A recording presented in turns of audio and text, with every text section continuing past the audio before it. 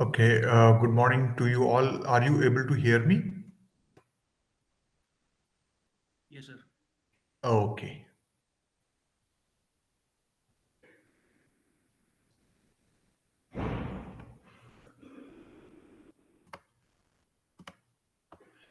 Okay, so today I will discuss with you another important way by which the overall performance of the processor is increased, and that is using the cache memory. So some discussion about the cache memory we will do today. Okay. So you would know about the cache hierarchy and the the memory hierarchy and the memory pyramid, where essentially you have memory of the kind register, followed by cache, then the main memory, and the secondary memory, which will be the hard disk or the optical memory, etc. Right?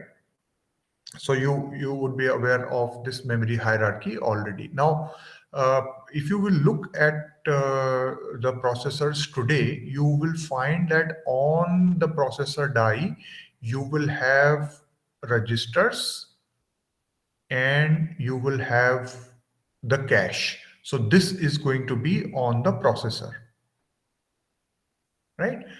And your main memory, actually main memory also is of two types. So main memory cache is part of the main memory, but the construction of cache is static RAM, and the main memory, as said here, is nothing but the DRAM or the dynamic RAM.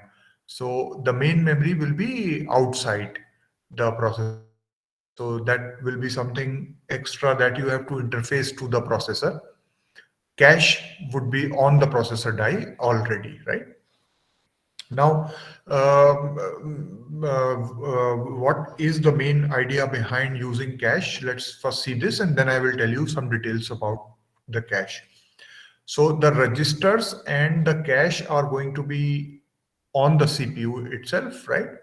And the primary memory, which is the DRAM, would be outside.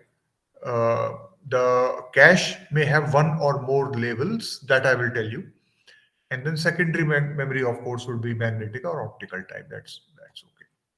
So cache is a high-speed memory consisting of SRAM cells, and typically it is high in cost, and that is why it is small in size. So every bit of cache, every single bit that you make will be consisting of six transistors. I will show you what it looks like. So SRAM, which is what is going to make up the cache, every bit would be six transistors. DRAM, on the other hand, would be one transistor. So because the amount of hardware here is more, so on the a given size on the wafer, you will be able to fabricate only lesser number of cells compared to DRAM, what you can do in DRAM. And that is why the cost of SRAM and the cache, hence the cache is high. Because the cost is high, you cannot use a large size because the cost of the system will go up. So we will use cache, which is typically going to be smaller in size compared to the main memory. If money was no limitation, I would simply use a memory which is made up of static RAM. Right? I will not even bother about DRAM. But money and cost is always a consideration, and that is why we have these two different kind of memories. You will have a DRAM and smaller SRAM, which will consist of the cache, right? Now, if you look at the SRAM cell, as I was telling you, each SRAM cell is six transistors. Okay, so I'm not going into detail of this. I'm just giving you some idea. So if you look at the SRAM cell, it will be nothing but two NOT gates connected back to back, and the voltage that you apply to these NOT gates, you can control it by these two MOS transistors. So each NOT gate takes two transistors to fabricate and two more here. So that is why I was telling you six transistors in each cell.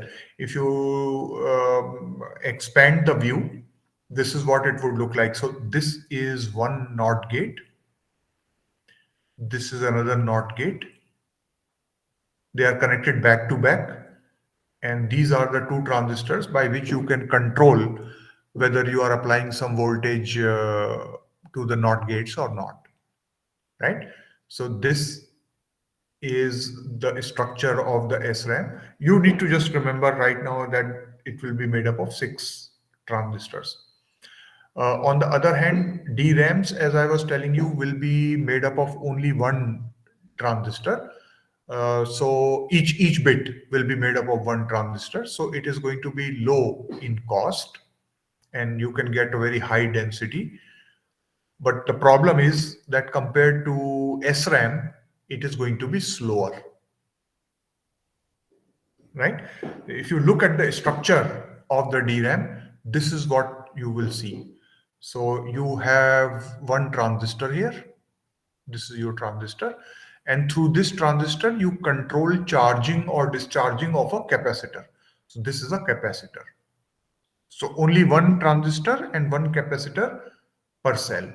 That's all that you will get, right? You want to store a one, you have to switch on this transistor and let the capacitor charge. So if you will measure the voltage here, that will tell you that the logic here is a one and a one is stored. If you want to store a zero, you have to switch on the transistor and discharge the capacitor. So the voltage here would become a zero.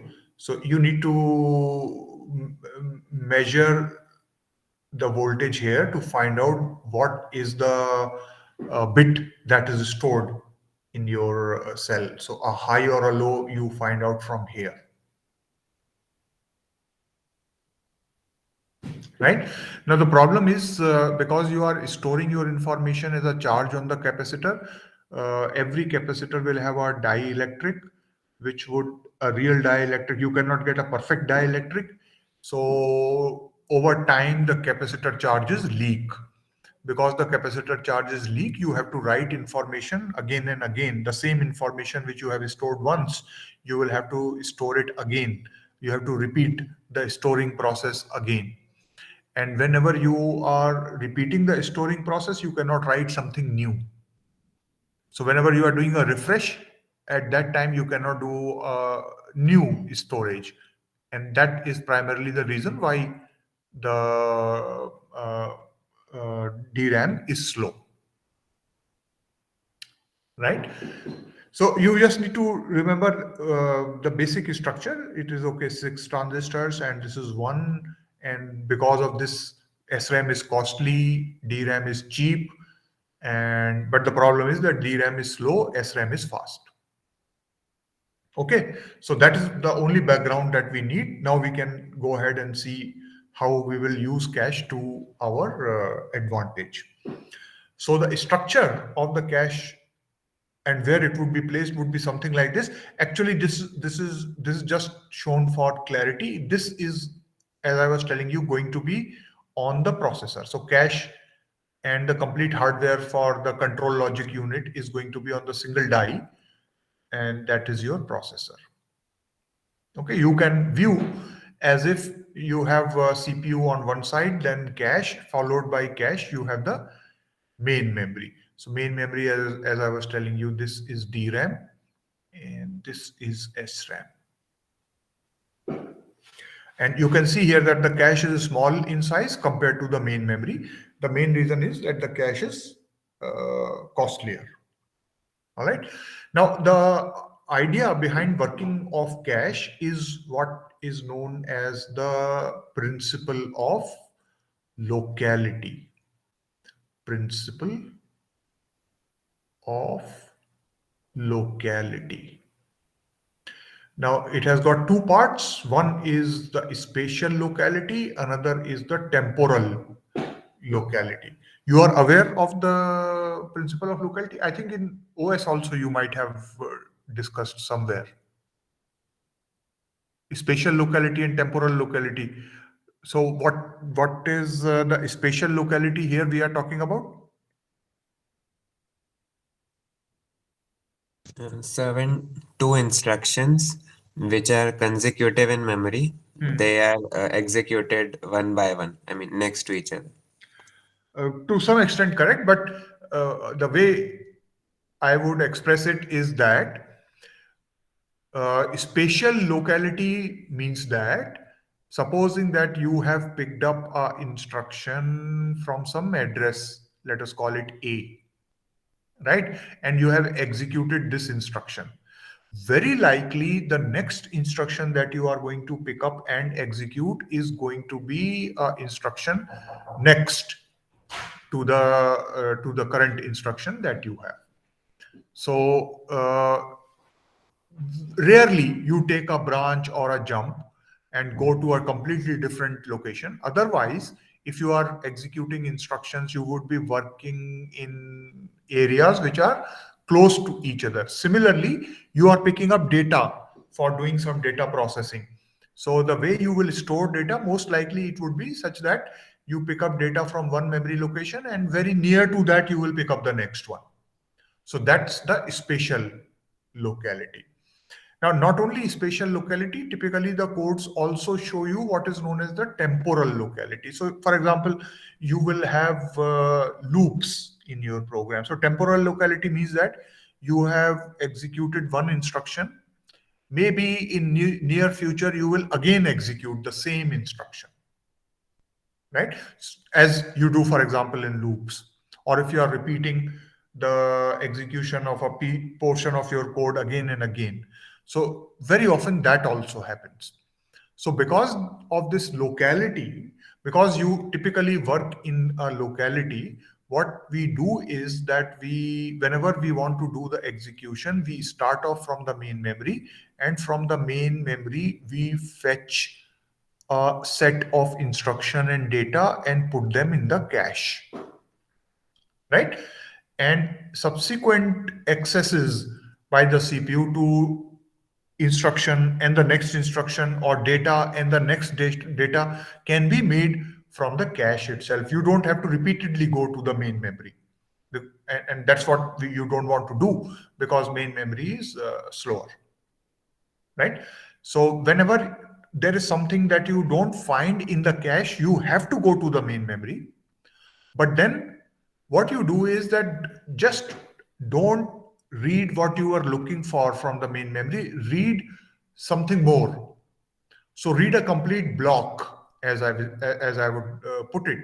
So you missed on a byte which you wanted to read. You don't find it in the cache, so you have to go to the main memory. In the main memory, get that byte and also few more which are near to that address, and put them in the cache. Because very likely the next accesses which will be made by the CPU would be to addresses close to what it is accessing right now. So this is the principle of locality on which the cache works, and gives us very improved performance. All right. So let us check some more details about how this cache would work, and how we would uh, map it to the processor. Okay. So the overall working of the operation of the cache is something like this: that there is a CPU, followed by CPU there is this cache, right? And then here is your main memory, right? So CPU will request something. CPU sends out an address. On this address, let us say from this address it wants to read something. Okay. So first of all, what you will do is you will check the cache, whether what you are looking for is present in the cache or not. If it is present in the cache, it is a cache hit, and directly I can deliver it back to the processor from the cache. This is going to be very fast, right? But full contents of the memory cannot be present in the cache at the same time. The cache is a smaller entity compared to the main memory. So what you are looking for, you may not find in the cache. So in that case, it is going to be a cache miss. And then you will have to take this address which the processor gave out and go to the main memory, right? You don't find what you are looking for in the cache, so go to the main memory. Now, from the main memory, don't just get the value which you were looking for, get some more, right? So maybe whatever is stored at the next few addresses. So you have a block. So get this block and put it in the cache. And from this block, whichever is the data that you were actually looking for, that you deliver to the processor, right? So the complete block would be now available to you in the cache. So if the principle of locality were true, the processor is going to produce an address which is going to be near to or even just the next address of what it gave out last time. And I am definitely going to find the data corresponding to that address now in the cache. And I will be able to deliver it in a fast manner back to the processor, right? So this is the basic idea behind the working of the cache. If this is clear to you, I can start building the cache and show you how the cache is actually interfaced to the processor. Any questions you can ask here, or we will move on and see what actually the mapping of the cache to the processor looks like.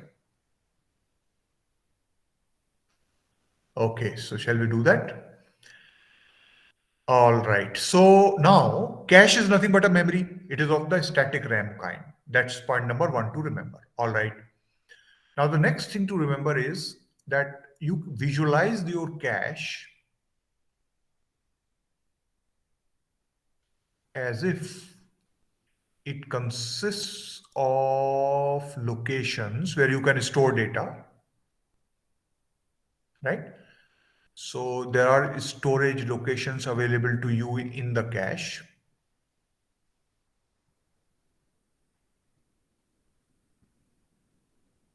So this is your cache.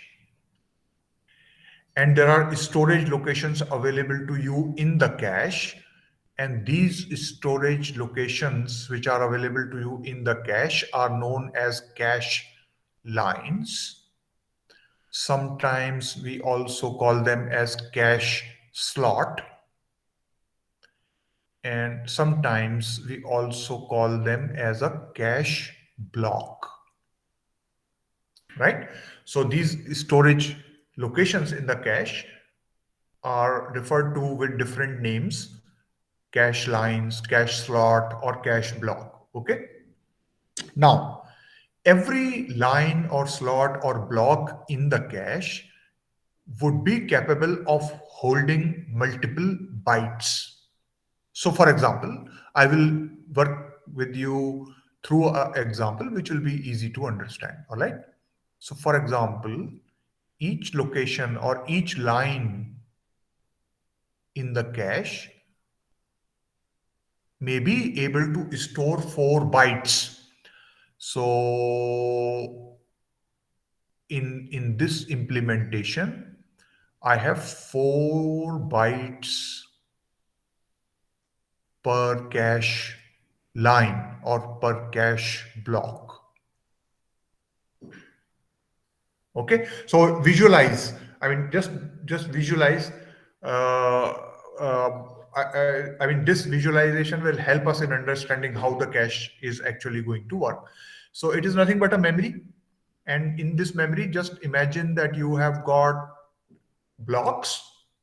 In each block, you can store multiple bytes. So in this example, I am saying, let us say 4 bytes. Okay. Now, further, let me take a value as to the size of this cache. Let me say that this cache, total size of this cache is 64 kilobytes. So 64 kilobytes is how much in power of 2? it's 2 to the power 16, right? Now, each line of the cache can hold 4 bytes. So how many lines you have? Number of lines or number of blocks is nothing but 2 to the power 16 divided by 2 to the power 2. That's 2 to the power 14, right? So you have, if you will count the number of blocks,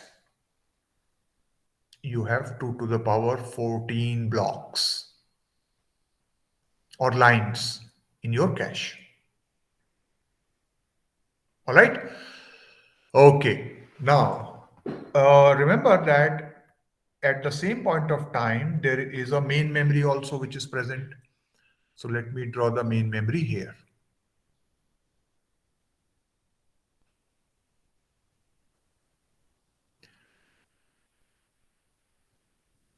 Okay. Now the main memory, remember, is typically byte organized. I told you the reason why the main memory is byte organized. Do you remember the reason?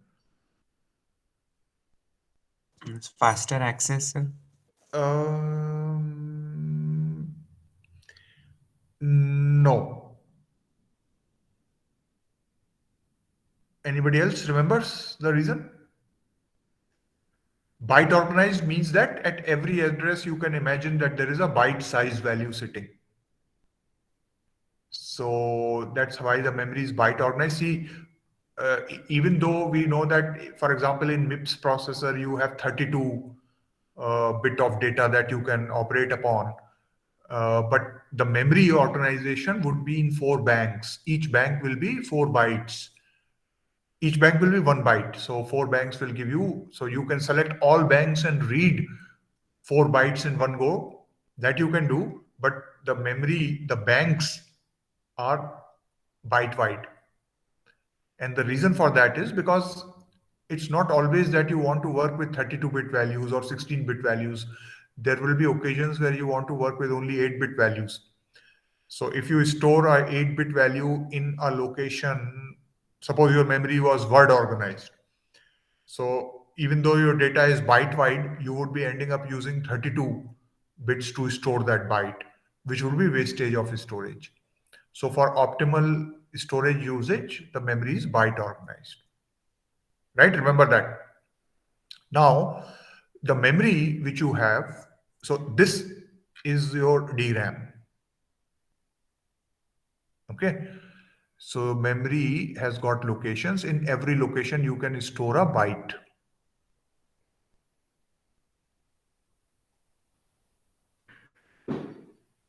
Okay. Let me draw one more block. So 1,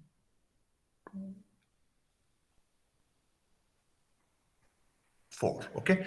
Now just view. So every location in the DRAM, you can store a byte size value. Okay. Now just imagine that your DRAM is consisting of these bytes, and imagine that there are block of 4 bytes.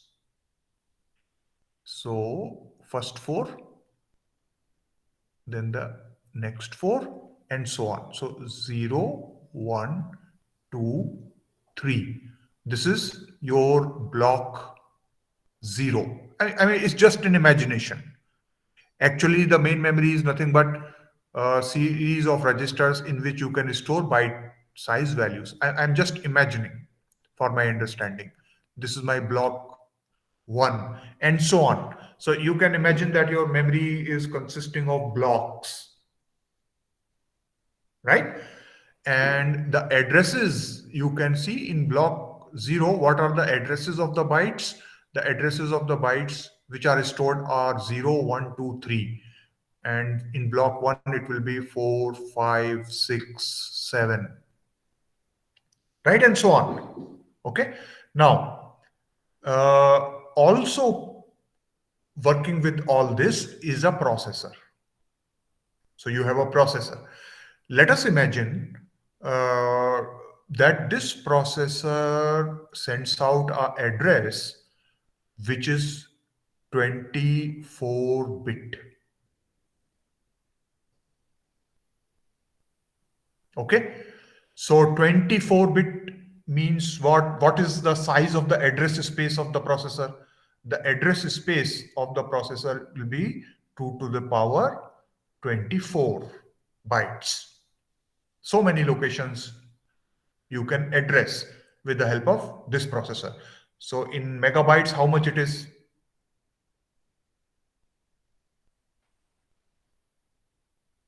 In megabytes, how much it is?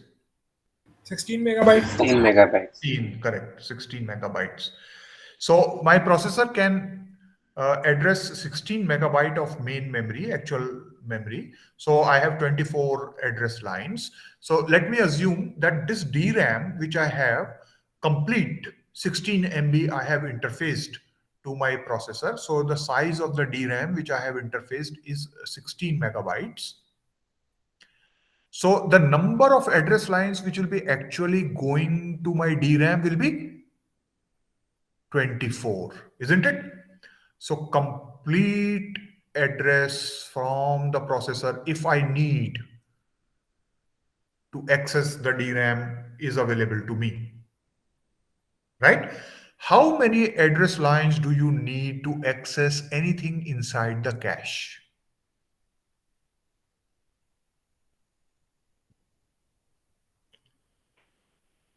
That is the second question. So how many address lines do you need to access anything inside the cache? Remember, I'm assuming that my processor is byte organized just to keep things simple so that understanding is easier.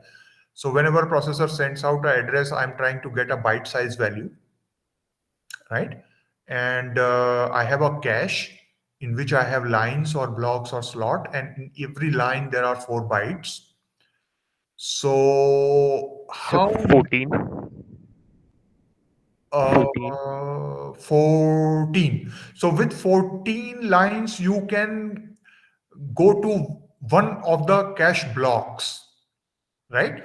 But see that the processor may be requiring a particular byte.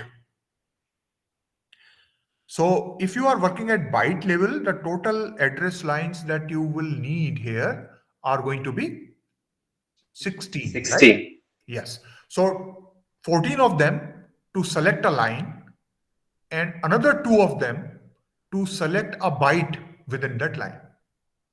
So with 16 bits, I can get any byte out from the cache or write anything to a particular address inside the cache. Right? Now, the processor is sending out 24-bit of address. For getting anything out of the cache, I require only 16. Right? So how do I view this mapping? That is the question. And this view can be of 3 different kinds. Typically, it is of 3 different kinds. We say that the cache is direct mapped, or the cache is fully associative, or the cache is set associative, right? So the way you interface these 16 lines could be different, and the exact manner in which you do this interfacing would give you 3 possibilities: direct mapped, fully associative, set associative. I will discuss with you first of all the direct map, then I will discuss with you fully associative and the set associative. And as we move on with the discussion, I will also tell you what are the pros and cons of each and what is it that is typically done. Okay. All right. Now let us see. So what I will do is, so the first, so you can imagine here that you have this DRAM. The first location of the DRAM, it is going to be accessed by a 24-bit address, right? So that 24-bit address is all zeros. What is the next location? Next location is 1, right? What is the next location? 2. What is the next location? 3, right? What is the next location? So 100, and so on. Okay. So this 24-bit address, what I will do is I will, in the direct map scheme, what I will do is I will interpret it like this. Processor is giving out 24-bit address, right?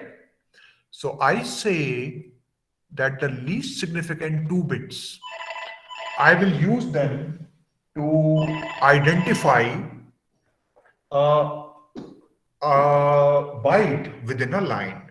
So this will identify a byte within a line, right? And now you can see here.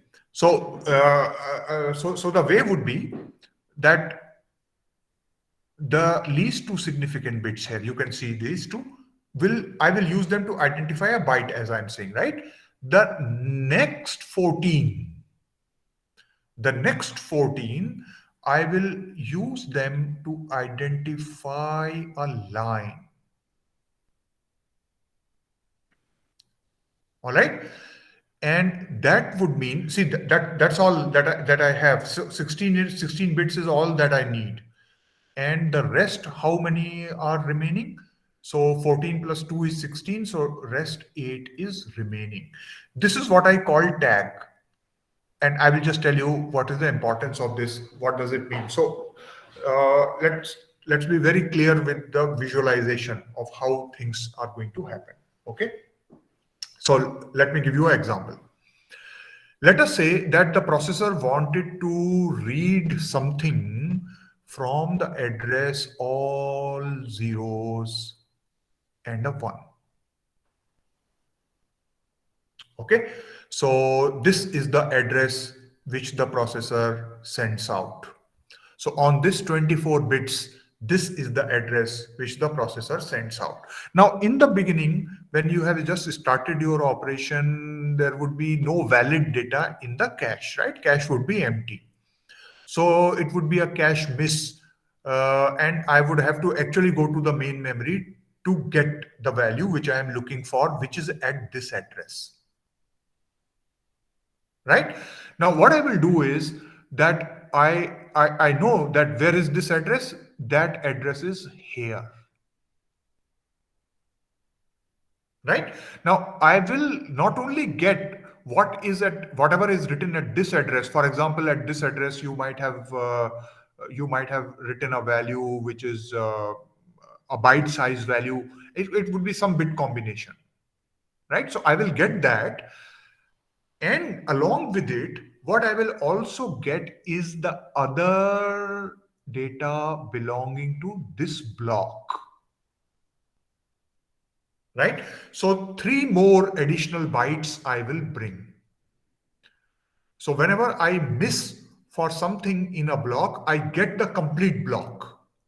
I read the complete block from the main memory and I put it in the cache. Okay. Now, where do you put it in the cache? So there are so many lines in the cache. Which line of the cache do you put it in? So for that, the processor has produced out an address. So you look at the next 14 bits. So what are these 14 bits? They are going to identify the line in which you have to go. So for us, this is all zeros, right? The address that is given out is all zeros and a one. So the middle 14 are going to be all zeros, right? So all zero is going to be this line of the cache. So what you need to do, what you will do is, let us say that in hex, what is stored here is CC. Here there is a 12. Here there is a 05, right? Just I'm taking some example. And here, let us say it is 66. So you will read the complete block and you will put your CC here, 12 here, 05 here, and you will put a 66 here. And of course, you will deliver 12 to the processor.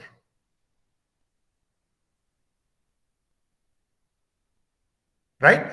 Now, suppose that the address given out by the processor was not this, but it was all zeros and a 100.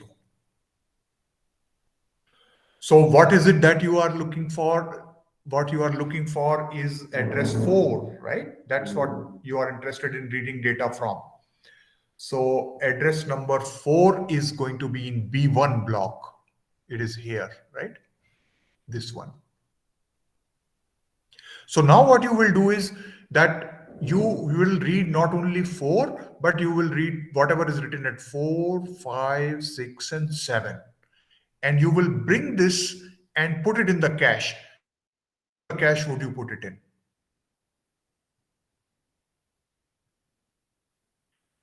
So in cache, where do you put it in?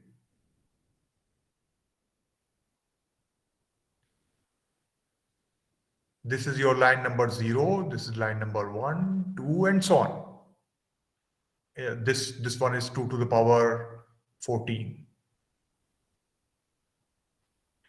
So any data that you read from block B1, the complete block B1, where do you put? What is the line number?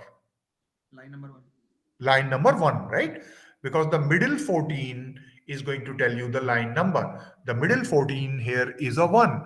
So you will put, so let us say that at location number 4, what was put, what was written is 80, here it is 81, right? Let's say FA was stored here, FC is stored here. So you will bring and put 80, 81, FA, and FC, and so on, right? Correct? Now, this would go on. I mean, this procedure, now you can think this would keep on going.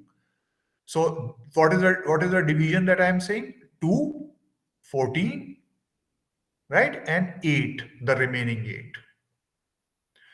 So this procedure will keep on happening till, I mean, you can imagine till you have gone to the last block. Where would the last block be mapping? The last block would be mapping to the last line of the cache, right? And what would be that address? That address would be all zeros. The line number will be all ones here. And then a 0, 0, 0, 1, 1, 0, and a 1, 1, right? So this is the last block which will map to the last line of the cache, right? Sorry, so not the last block. Don't draw. Okay, so let me rub it off. So this is the block with the given addresses. So let me rub this. Okay, so there would be a block in between. Let me draw it. So there is a block here where the addresses are, as I had written down. The addresses are all zeros. So 8 zeros, then 14 ones, okay, and 2 more zeros, and a 0, 1, a 1, 0, and a 1, 1. Okay, so this is the one which will be mapping to the last line,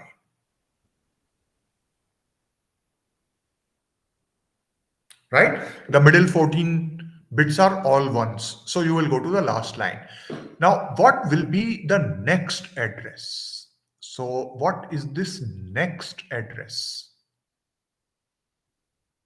This would be all zeros and a 1. So the topmost bits would be now all zeros and a 1. Then what is the next bits that you will get? You will get 14 zeros, right? And a 0, 0. And again, a 0, 1, 1, 0, and so on. So the next address, that is this one, and the next 1, 2, 3.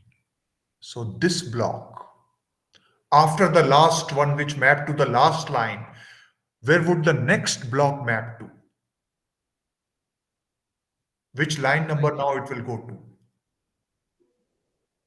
line 0.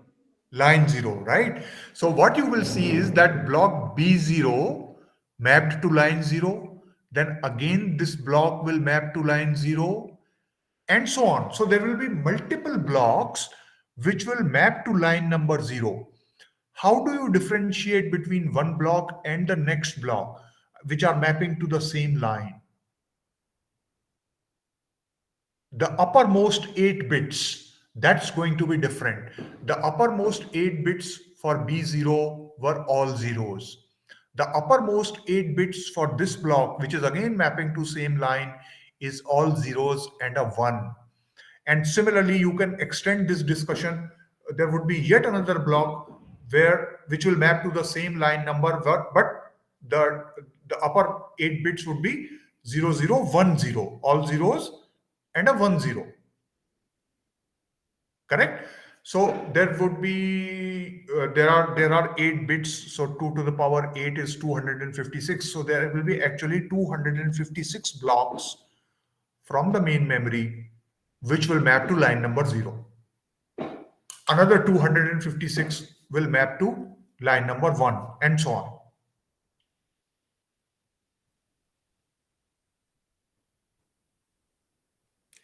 Is this clear? The mapping.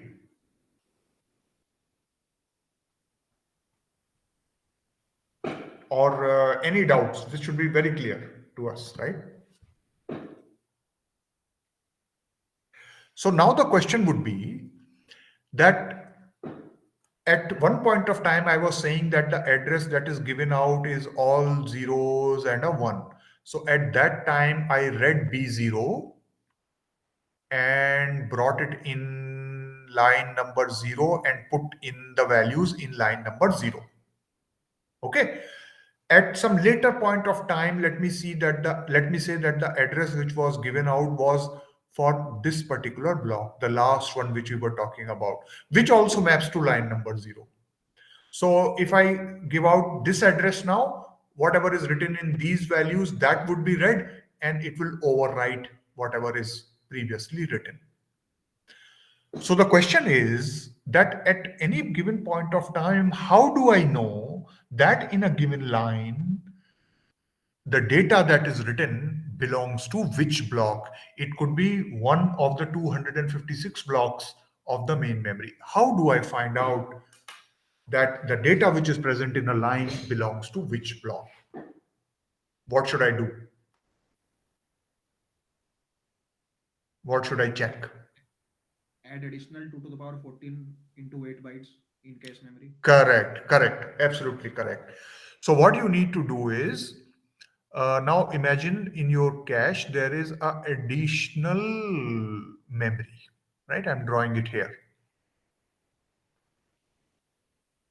Okay, so this is a additional memory. The main cache I have already drawn. Now this is an additional memory which will help me deciding that in any line, the data that is present, it belongs to which block, right? So you can imagine that with every line, you have an additional 8-bit storage.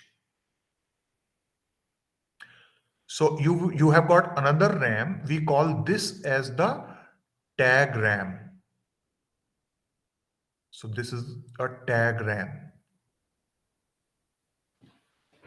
Okay. The total entries that you have in the tag RAM are 2 to the power 14. So there are 2 to the power 14 locations, and each location is going to be 8-bit wide. So the tag portion of the memory, the uppermost 8 bits, which differentiate one block from the other, is what you will store here. So the moment you read this, you know the complete address, the 16 bits that you are using to index into the cache, and the 8-bit tag, right? So you can find out what you are looking for, whether it is present in the cache or not. So what will be the process? The process would be, so the processor gives out an address to you, okay? So the division is 2, 14, and 8. So processor has given out a address and it wants to read something from this address, let us say. Okay. So you will go to the cache, and with the middle 14, you will index into the cache. Somewhere you will index. So you will index into the tag RAM, and you will, of course, the corresponding line would be there in the cache. So here there would be a 8-bit value written. So you will read this 8-bit value and you will compare with what is given out by the processor. Is it equal or not? If it is equal, that means that in the cache in this line, the data corresponding to the address in which you are interested is actually present. If it is not equal, that means what you are looking for is not present in the cache. And you have to go to the main memory.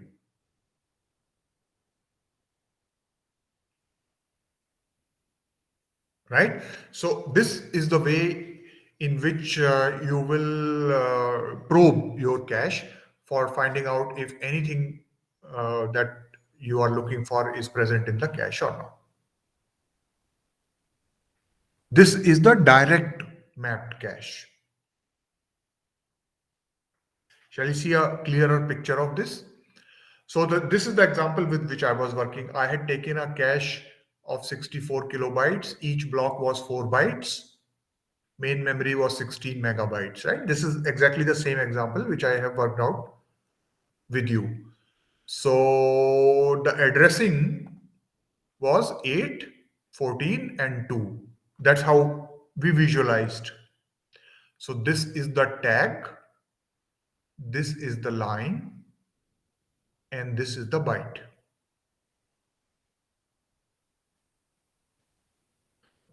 What the diagram would look like. So in this, you can see that the way the cache is drawn, the cache is also a memory, and memory is also going to be byte organized. Cache memory is also byte organized.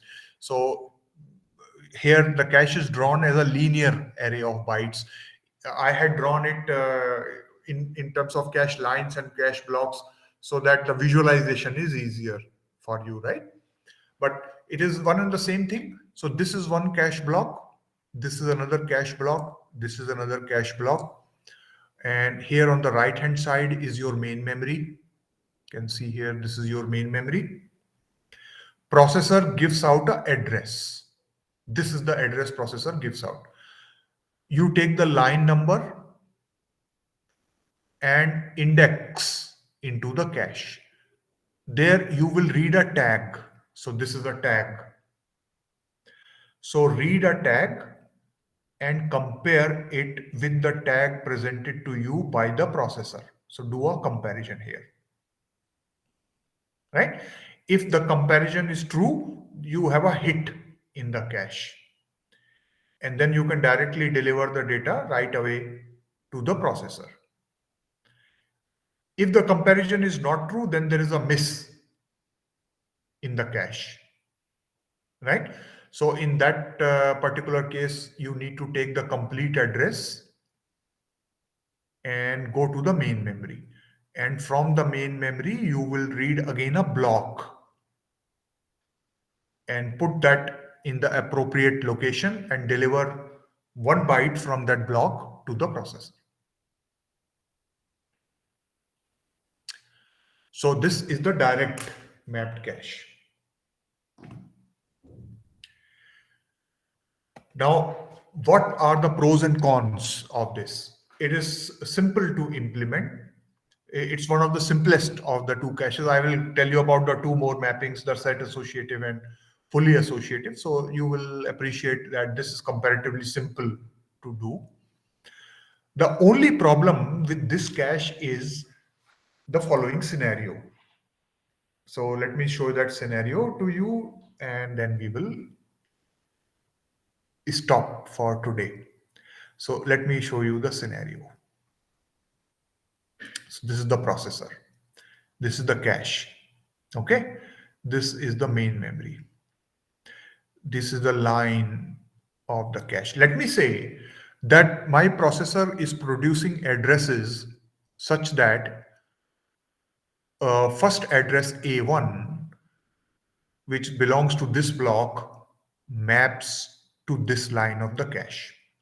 Then the processor produces the address A2, which is belonging to another block, but it so happens that this block also maps to the same line in the cache, right?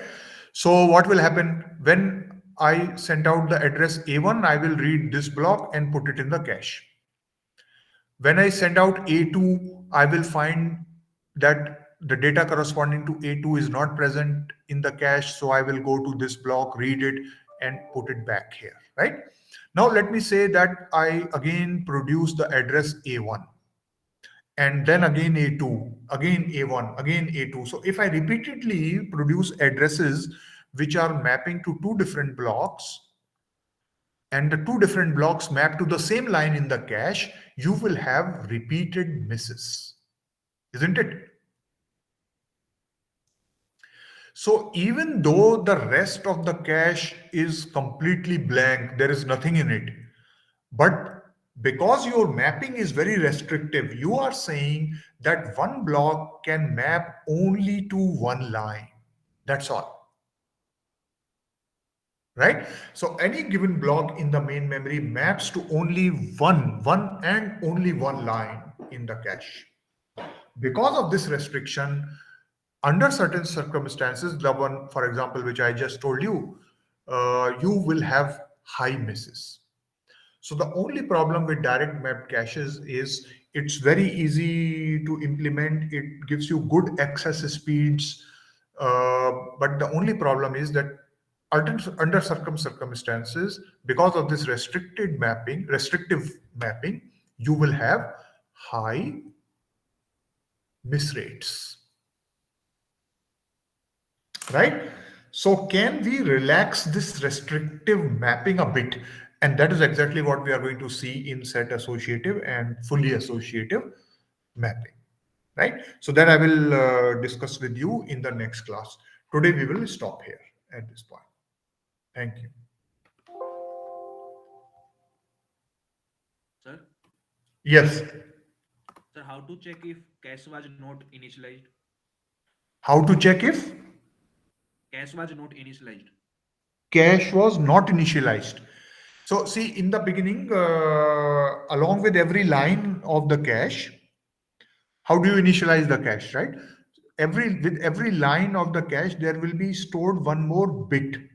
You can imagine 2 to the power 14 bits, another set is stored along with every line. And this bit is known as valid invalid bit. So in the beginning, what we do is we make all the lines invalid. So you make a zero. These are single bit values. So zero would mean invalid, one would mean valid. So in the beginning, when you are starting your operation, you invalidate everything that is written in the cache. So you make all those bits equal to zero. And then as you keep on bringing new data, you make those corresponding bits as one, which will mean that the data is valid. So by checking that bit, you know whether the data in a line is valid or invalid, Okay, sir. right?